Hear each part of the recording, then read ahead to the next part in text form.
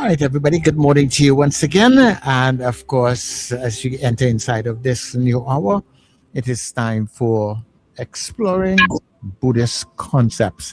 And normally in between here, we have Kasi Senghor, but holding on for Kasi today. And as we get ready to close down this session inside of 2025, and of course, Andy Noel has that responsibility, that pleasure of taking us out of 2025 into 2026. So, Andy, good morning to you.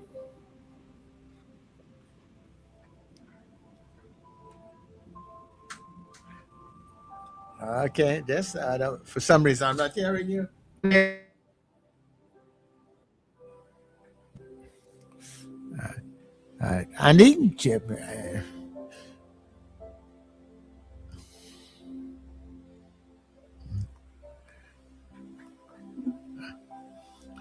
Andy, uh, Andy, try it for me again. I'm not hearing you.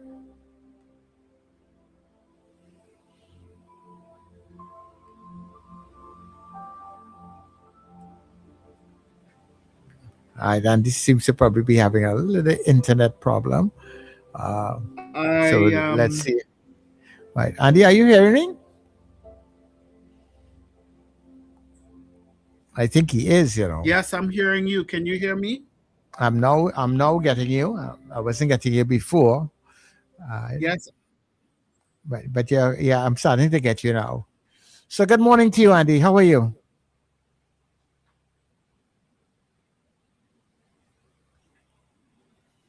it's good to be here and be able to talk to your audience. I live up in Toko, and sometimes my internet connection is not that great. I could see it still loading up. Hmm. No problem. Well, we'll make the best of it. So let's see how it goes. So whenever you are connected, you go ahead, and I will give you the opportunity to run as far as you can, because there seems to be a little delay also in me speaking with you. So go ahead as best as you can. Okay. Okay. If ever you need to interject, just let me know because I can hear you clearly. Okay, good. Go ahead. So we're going to continue our discussion with a body of teachings called the Four Reminders. So we started about two teachings ago with the first reminder. First, I'll mention the four reminders. The first one is precious human life. The second reminder is death and impermanence.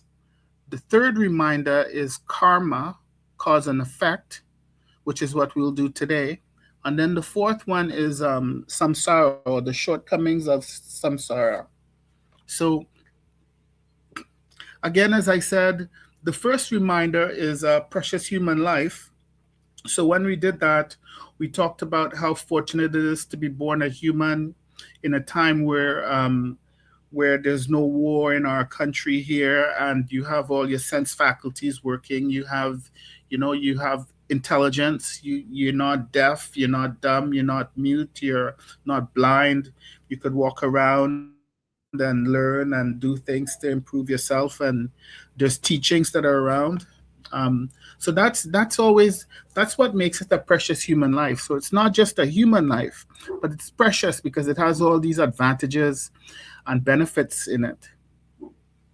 And the second reminder, it's called death and impermanence. So even though you have this human life, this precious human life, we remember that it's impermanent, that it's not going to last forever, that at one time it will come to an end.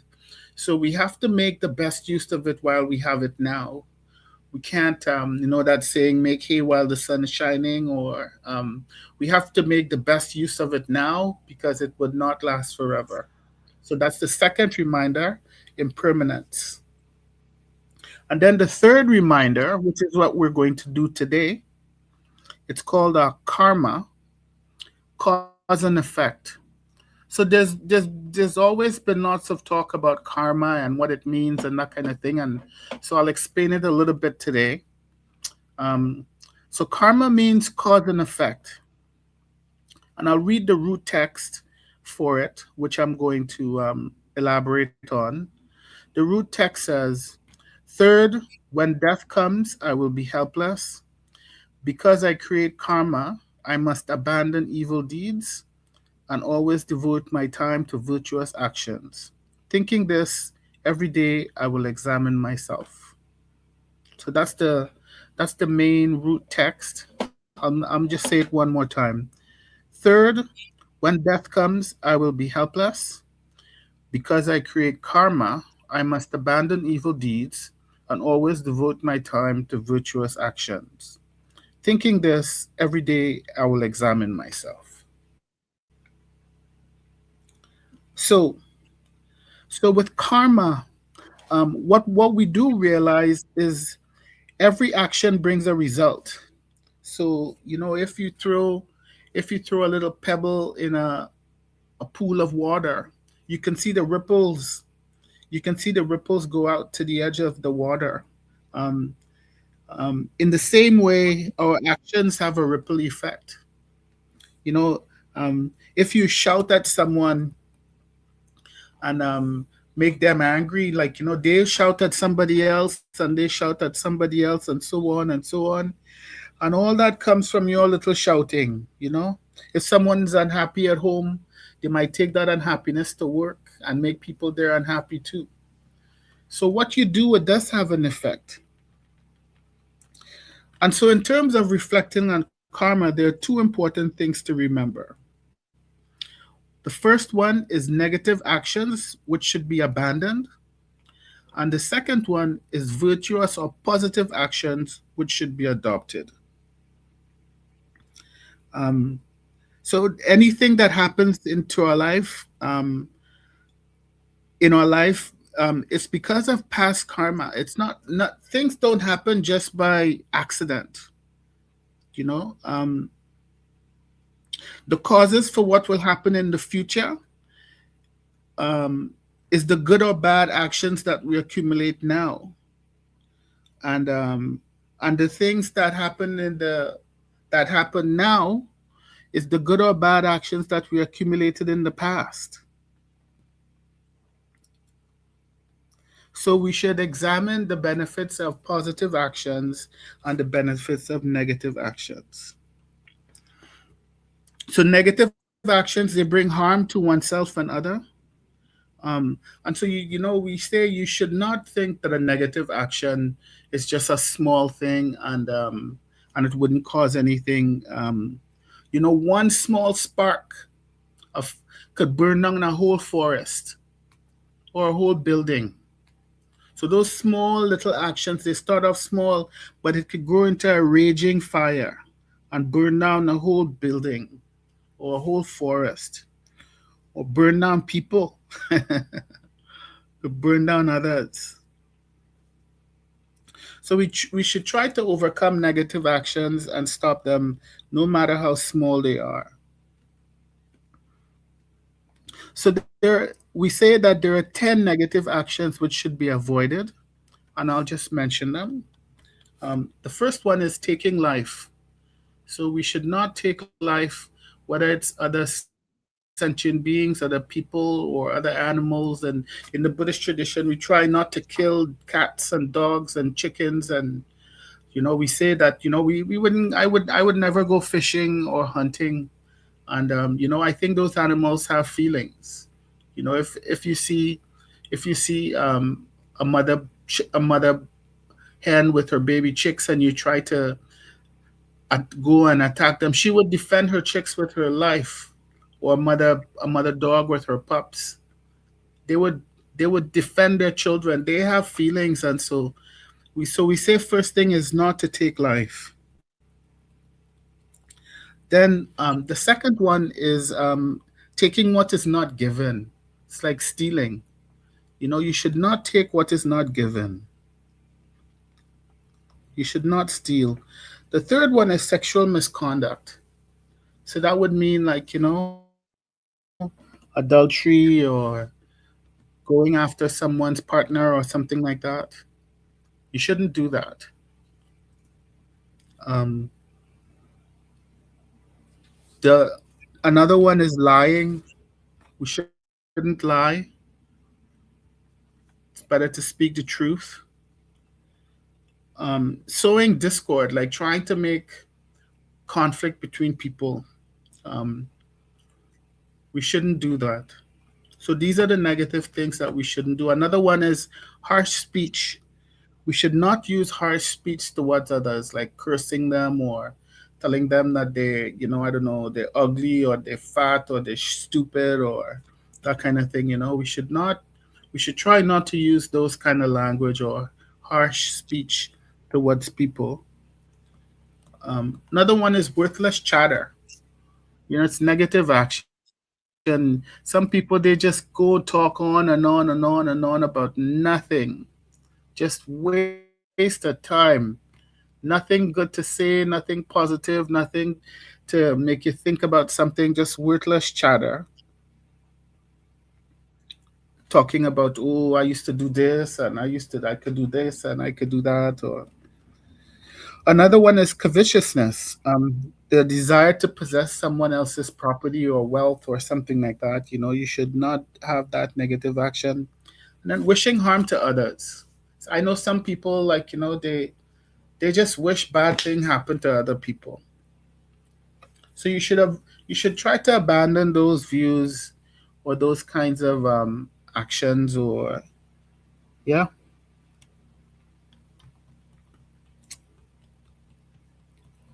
So the effects of those 10 negative actions is that it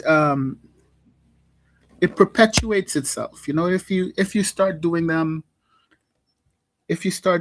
they kind of increase. Like, some children might, they grow up like killing little insects or frogs or that kind of thing, and then they just continue doing that. They don't see any reason to stop. While there are some other children that would never do something like that. They would always, they would think about, like, saving a butterfly or saving some animal. Or so, but when you get accustomed doing these negative actions, they become a part of you. And so um it's better to abandon them early on. And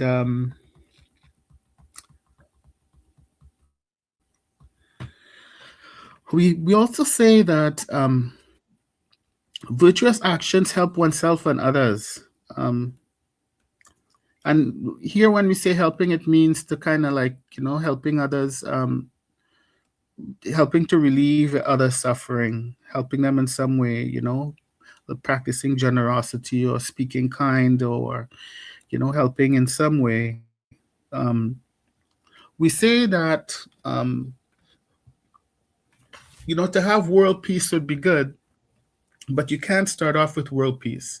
First, you start off with peace with your family or your friends, and then in your community, and then your country, and you build from there. So, like we say, the ocean is filled with many drops of water.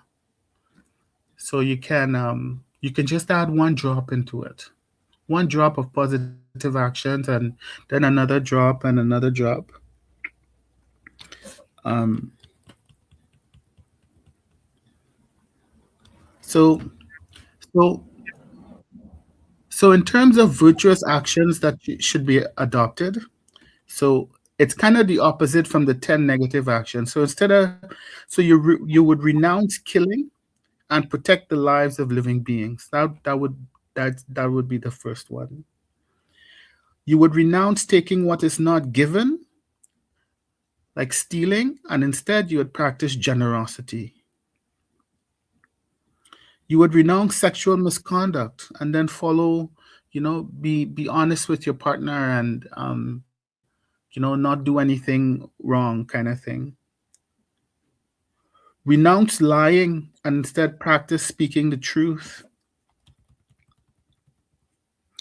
Give up sowing discord or this getting people upset with each other, and instead you should try to reconcile disputes. If people, like, are disputing against each other, see if you can help them to reconcile.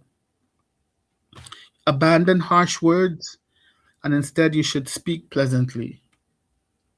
Have a pleasant voice. You know how some people, they just speak to you and they just have a pleasant voice, and then some people, they talk and they just like their voice sounds so kind of harsh and mean. um and so like that, renounce covetousness and instead learn to be generous. you know um so the Buddha, was a guy that lived some 2600 years ago. He was a prince and he left his father's palace and went out into the world and kind of attain enlightenment, we say. Practice a lot of meditation and other practices and study and that kind of thing. He was a Hindu. He became what we call the Buddha, which means the awakened one. And um and so the Buddha said that all the joys and sorrows in the world of the beings, they come from all the different beings that they have and all the different actions that they do. And that when you die, when it's time for you to die, you can't you can't take any of those things that you accumulate in your life. You can't take your wealth. We all know this. You can't take your loved ones with you, your car, your house, your money. The only thing that you could take with you is your karma, is the negative or positive actions that you have done in the past. That follows you. That's what we say in our tradition. And it may not be easily evident, these negative or positive actions. We may not always see them. You might see some baby born in some war-torn country and you think like, oh gosh, that poor baby, they didn't do nothing to deserve that. But you know, you don't know. Or you might see somebody um doing all kind of wrongdoing, but yet they're still prospering, and you might think that they don't deserve that, but you don't know what happened to them in the past, or why they deserve that kind of thing. Um, and we also say that the most important thing in an action is the intention. So if your intention is to be of benefit, then it will be of benefit. But if your intention is just for ego or to pump you up or that kind of thing, then it's not going to be of benefit, kind of thing. So the most important thing is your intention when you engaging in actions. If the intention pure, then you'd have a pure outcome.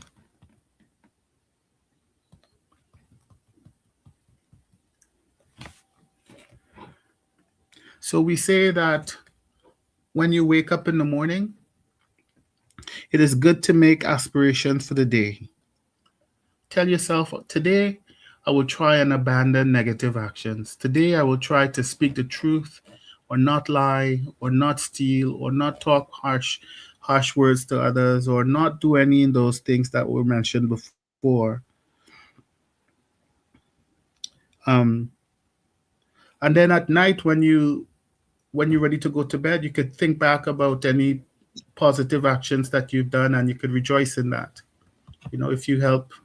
If you practice generosity and give somebody something, if you help an old person cross the street, or buy some food for someone, or did something good. Um, and if you've done any negative thing, you could feel regret for it and decide that you would not do it again. Um, just a couple more things I wanted to say.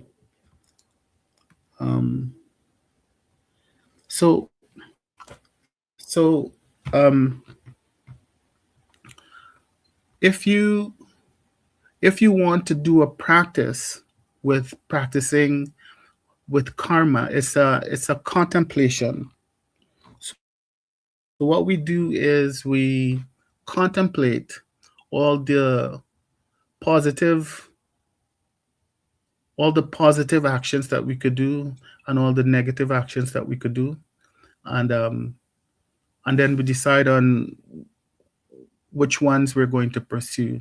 So the way that we do that, I know Kasi is usually here, and he's probably spoken with you about mindfulness practice or shamatha practice, so concentration practice. So you would start off with that concentration practice, and then you would do a few minutes of that, and then you would do some kind of contemplation on negative karma and positive karma, and think about the benefits and the negatives about that. And then at the end, you would do that mindfulness or concentration practice or one pointed practice again. So if you wanted to contemplate karma and how you do what you do in your life, that's what you could do.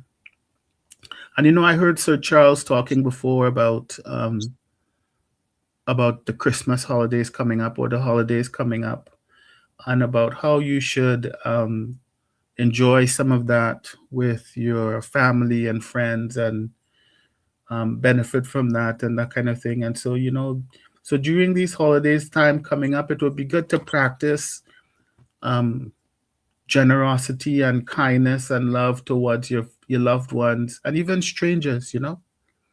Just try to be kind and generous, and not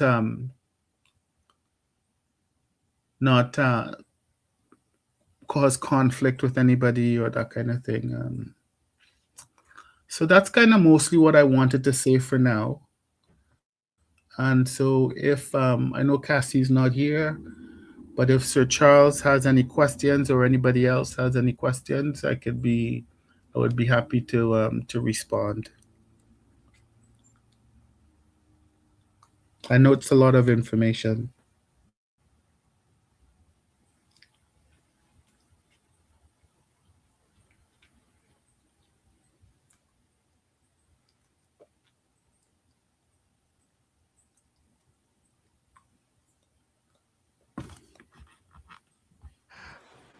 Okay. Andy, I kind of lost you a little bit. Are you through, or you're just pausing? I'm through. I'm Oh, kind okay. of finished now. Okay. That is what I was wondering, because I was now trying to get some other things done while you were on here, also checking some other things on the platform.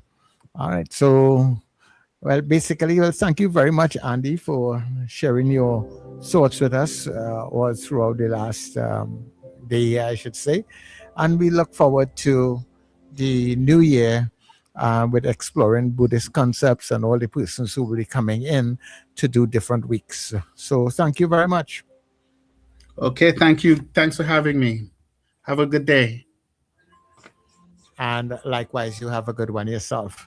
All right, so people, this is where we are going to close down exploring Buddhist concept for 2025, and we look forward to hooking up with Cassie and the rest of the team in the new year.